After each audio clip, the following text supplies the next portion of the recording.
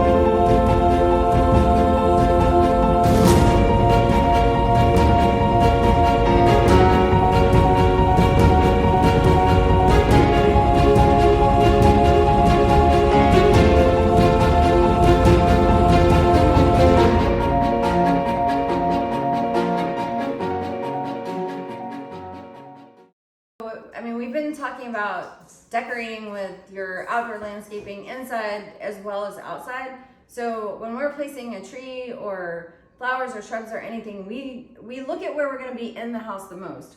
So I knew I had this window and there's this creepy guy that is always looking through my window. So I really wanted to hide him. And then I have to think about, like, where am I in the kitchen the most? So when I look out the window, other than the creepy guy, what I see is my neighbor's TV hanging down. And so what we're trying to do, and sometimes you can't do exactly what you want to do, so what we're trying to do is put the tree at an angle to where we flow through the kitchen the most, that we see texture and color throughout the window. And we talked about it a little bit. The reason that we picked a deciduous tree was just because of the color, because our house has a lot of like warm, like colored furniture and stuff in it. And so I thought, creepy guy. So I thought whenever we get into the fall with the warm colors, the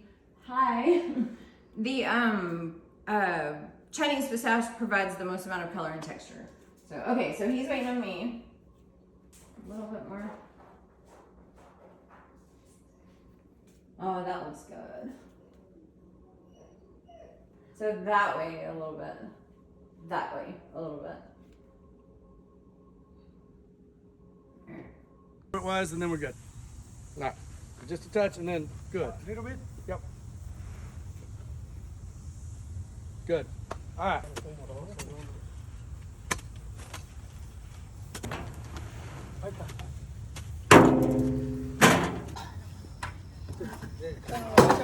We're looking at the tree now, and these are some of the things that we look at once we're on site. Is we're having to push a little closer to the fence to cover the window inside the way we wanted. And now we're looking at the shape of this tree. If you look on the left side of the tree, it has higher branching and an arc. So we're thinking about possibly rotating it so that would be the part that would go up and over the fence better, so that we don't have an issue with it with branches hitting the fence.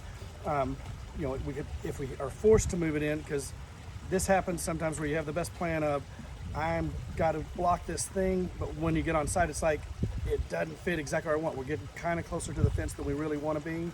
So if we want to get any closer, we're going to rotate it around so that the branching doesn't hit the fence.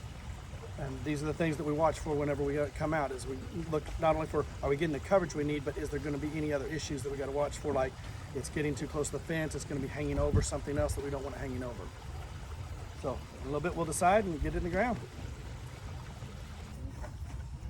Well, if you need to, kind of a little bit, just get that one break, like get the whole dug, you'll see them, they keep measuring the depth. We're always going to plant the trees just a little bit high. People are always worried sometimes when they see it, because we're going to be an inch or so high, because we want to make sure that if the tree settles a little bit and as all the dirt settles, we want to make sure water's moving away from the tree, not holding against the trunk. We don't want to end up with a bowl. So we'll always do a little bit high. Then they're going to use some of the extra dirt. They're going to build a berm around it, and that's in order for us to hold water coming from, we have a bubbler that we're using, but if you have a tree bag or whatever method you're using for watering, that water doesn't go everywhere. It stays there on the tree and goes deep down into the roots. So we're being careful on our measurements, making sure we're not too deep.